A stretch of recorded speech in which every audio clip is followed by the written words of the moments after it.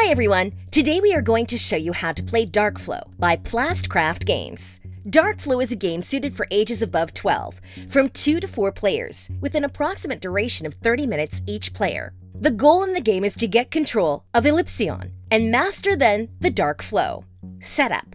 First, each player takes a dashboard and recruiting board and their corresponding miniatures. Then, take 6 action tokens, 14 conquest tokens, 5 refinery tiles, 6 pillars of influence, 2 bridge tiles, 1 initial portal, 1 auxiliary portal, 5 battle cards, 1 reference card, and 1 resource cube of each color. Put the cubes and the miniatures in their corresponding places. Place this board in the middle of the table and the wandering monster at the central box. Then, prepare the board around it, depending on the number of players. If there are 2 players, these 3 boards are used. If there are 3 players, we add this one. And for 4 players, we use them all. By turns, each player puts 1 terrain board to form the game board.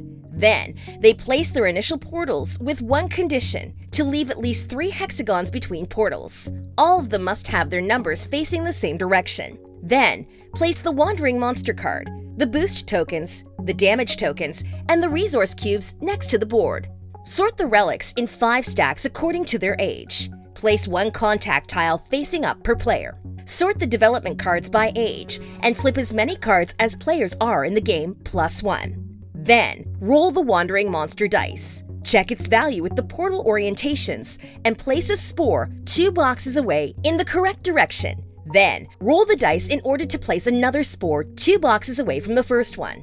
Roll the dice as many times as necessary to place the first spore in a valid point. The second one doesn't have to appear necessarily. Game round. Each round of Dark Flow is called Age, and it's divided into 3 phases. Black Market Phase. The first player takes all of the current age relics, picks one, and places it in their dashboard. Then, they pass the rest to the next player. When every player has one, they put back the rest in the box. The relic tokens can be used once per age. When they are used up, flip them. Action Phase. Each player will perform 1 action, starting with the first player. Actions are described in the dashboard. When a player performs an action, they flip the corresponding action token. Develop. With this action, the player takes development cards. To do so, they must discard resources from the same color as the development they want to acquire. The player discards as many resources as there were cards of the same color +1. For example, when the player acquires this card, they must discard 3 vermilion cards because they already had 2 orange cards. When a player performs an action, all of their developments are activated, performing a combo of actions. For example, when the player performs the extract action, given that they have 2 development cards of that color, the player may extract, develop, and attack in any order. Recruit. Pay the resources told by the recruitment board and place the troop in the initial portal. If the auxiliary portal was already deployed, the troops appear in the portal with fewer ones. If there was a tie, the player decides. There is no limit to the troops a player can deploy in their turn. Move. With this action, the player can move all of their troops as many territories as told by the movement attribute.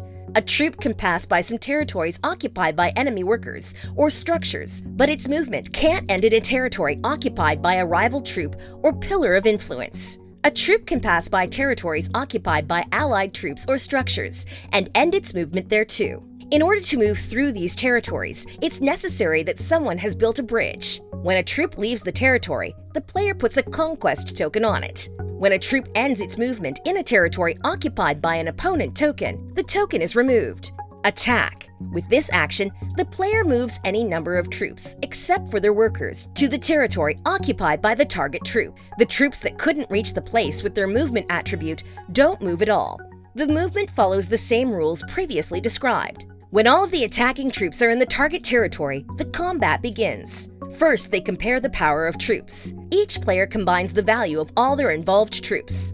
Following that, the attacking player rolls the dice. If the attacker and the defender have the same power, the attacker rolls 1 dice. If one of them has more power than the other, the attacker rolls 2 dice, and the player with more power chooses one of the results. The result destroys the rival right away. This one causes 3 damage points. This one causes only 1. Both players can use a battle card. And with this result, you take as many damage points the opponent's figure's strength. The player with more troops in combat will cause as much extra damage as the difference of troops between both of them. If a troop takes an amount of damage equal or greater than its strength value, it will be removed from the game board and taken to its recruitment board. The player that defeated it will receive the reward indicated by the recruitment board. In the case of defeating a wandering monster, the player will take its card, and when defeating a leader, the player takes its miniature.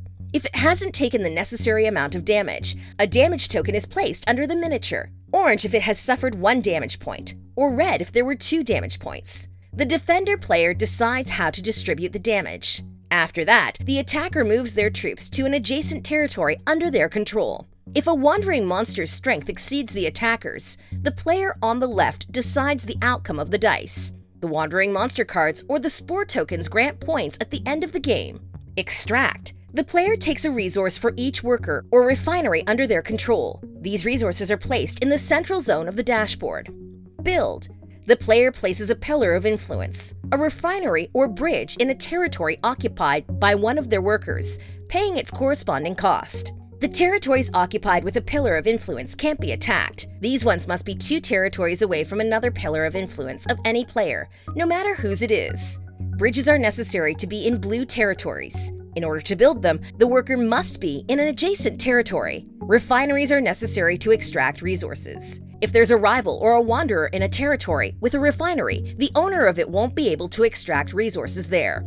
If a player didn't want to perform any of these actions in their turn, they can flip an action token and take a resource of the same color. In addition to these actions, each turn the player may perform one of these free actions. Gain contracts. Spending the corresponding resources, the player may gain a contract. There is no limit to the contracts a player may gain at once. At the end of their turn, they can replace the contracts. Open the portal or summon a leader. At any moment, the player may summon the leader, paying 1 resource of each color previously stored on this part of the board, or open an auxiliary portal, placing it on a territory occupied by a worker. Boost usage. After using it, the boost is discarded. At the end of the game, players may earn 1 point for each unused boost. Activate relics. The player may activate all the relics they own once per age, flipping them once used. At the end of the turn, the player may have 10 resources at most. If they have more, they must discard some of them until having 10. Recovery phase. The first player token is given to the next player to the left. Players flip their action tokens on their dashboards and the relic tokens they had used. The wandering monster moves rolling a dice to determine the direction of its movement. The new spores appear.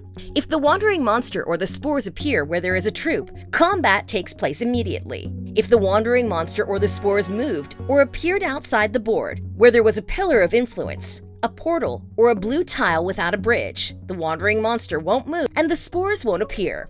Discard all the development cards and draw the corresponding ones to the new age. The game is over at the end of the 5th age. At that moment, players count their score. The player with more territories under their control will earn 10 points, the second one 6 points, and the third one 2 points. This is done with every type of territory except for the blue one. A player is in control of a territory when they have a conquest token, one of their troops or a structure without enemy troops on a territory. If there is a tie, the involved players take the score of the next position. The pillars of influence grants points depending on the amount of them that have been built. For 1 pillar, 1 point. 2 pillars, 3 points. 3 pillars, 6 points. 4 pillars, 10 points. 5 pillars, 15 points. And 6 pillars, 20 points. 5 points for the auxiliary portal, summoning the leader, defeating a rival, or defeating the wandering monster. Players receive points for having deployed the maximum number of troops of each type at the end of the game. 3 points for the workers, 4 points for the explorers, and 5 points for the warriors. 1 point for each boost unused and each spore defeated. Finally, they add the points they have obtained with the contracts they gained. The winner is the player with the higher score. And so far, everything for today. We hope you enjoyed the video and support this fantastic campaign in Kickstarter. See you!